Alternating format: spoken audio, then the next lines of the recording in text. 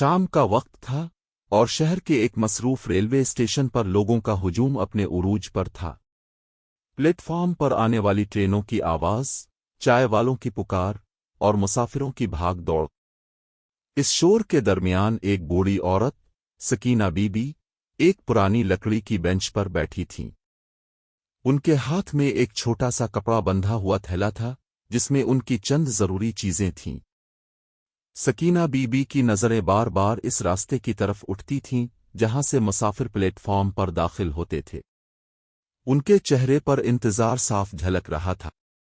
ان کی زندگی کا واحد سہارا ان کا بیٹا عمران تھا، وہی عمران جسے انہوں نے اپنی جوانی، اپنی نیندیں اور اپنی خوشیاں قربان کر کے پالا تھا۔ جب عمران چھوٹا تھا تو وہ اسے اپنے ساتھ اسی اسٹیشن پر لے آیا کرتی تھیں کیونکہ وہ یہیں چائے بیچتی تھیں۔ گرمی ہو یا سردی، سکینہ بی بی صبح سویرے اپنی چھوٹی سی ریہڑ لگاتیں، کتلی میں چائے ابالتی رہتیں اور مسافروں کو آواز دیتیں، گرما گرم چائے لے لو۔ چھوٹا عمران اکثر ان کے پاس بیٹھا رہتا، کبھی کپ دھوتا، کبھی مسکرا کر گاہکوں کو دیکھتا۔ سکینہ بی بی تھکی ہوتی تھی مگر بیٹے کی ایک مسکراہٹ ان کی ساری تھکن دور کر دیتی تھی۔ ایک دن عمران کو تیز بخار ہو گیا۔ اسٹیشن کی بھیڑ میں سکینہ بی بی کا دل گھبرا گیا۔ انہوں نے فوراً اپنی ریہڑ بند کی اور عمران کو سینے سے لگائے قریبی کلینک کی طرف بھاگے۔ ڈاکٹر نے کہا، بچے کو آرام اور دوا کی ضرورت ہے ورنہ حالت خراب ہو سکتی ہے۔ اس رات سکینہ بی بی نے اسٹیشن کے ایک کونے میں بیٹھ کر اللہ سے دعا کی۔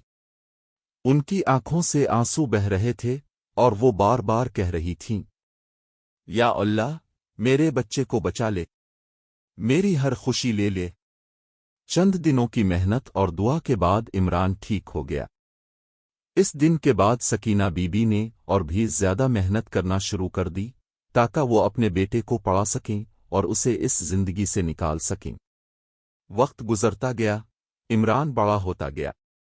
وہ پڑھائی میں اچھا تھا اور سکینہ بی بی کی محنت رنگ لائی۔ ایک دن عمران کو شہر کی ایک بڑی کمپنی میں ملازمت مل گئی۔ اس دن سکینہ بی بی نے اپنی ریہڑ پر مفت چائے بانٹی۔ ہر کسی سے کہا، میرا بیٹا اب بڑا آدمی بن گیا ہے۔ لیکن کامیابی کے ساتھ عمران کی دنیا بدلنے لگی۔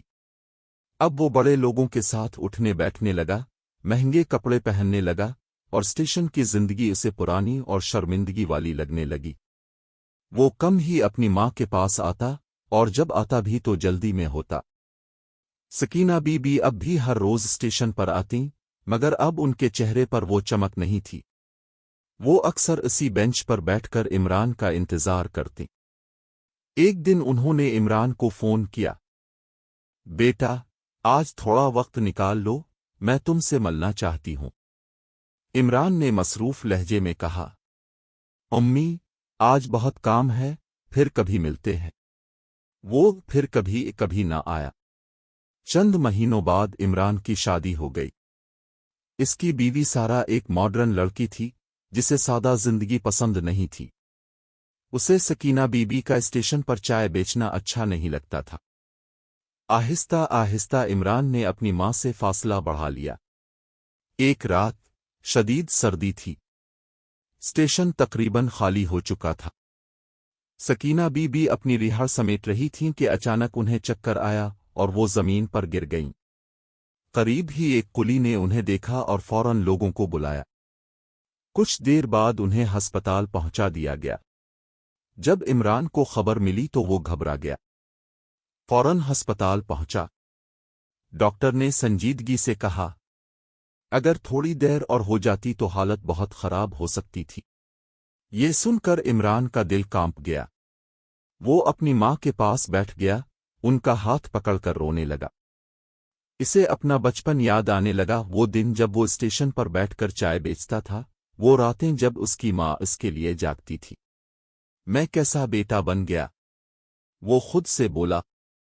جب سکینہ بی بی کو ہوش آیا، انہوں نے کمزور آواز میں کہا، عمران، تم ٹھیک ہو نا بیٹا؟ یہ سن کر عمران کے آنسو رک نہ سکے۔ امی، مجھے معاف کر دیں۔ میں آپ کو بھول گیا تھا۔ سکینہ بی نے مسکرا کر اس کے سر پر ہاتھ رکھا۔ ماں کبھی اپنے بچے کو نہیں بھولتی بیٹا۔ اس دن کے بعد عمران بدل گیا۔ اس نے اپنی ماں کی رہڑ کو ایک خوبصورت چھوٹے سے کیفے میں بدل دیا۔ اب سکینہ بی وہیں بیٹھتی اور عمران ان کے ساتھ وقت گزارتا۔ ایک دن وہ دونوں کیفے کے باہر بیٹھے تھے۔ سامنے سے ٹرین گزری اور عمران مسکرا کر بولا، امی، اپنے مجھے یہاں سے اٹھا کر کہاں پہنچا دیا؟ سکینہ بی نے محبت سے کہا، میں نے کچھ نہیں کیا، یہ سب تمہاری محنت ہے۔ عمران نے ان کا ہاتھ تھام لیا۔ نہیں امی، یہ سب آپ کی دعا ہے۔ اس بار اسٹیشن کا شور بھی انہیں سکون دے رہا تھا، کیونکہ اب ان کے درمیان کوئی فاصلہ نہیں تھا۔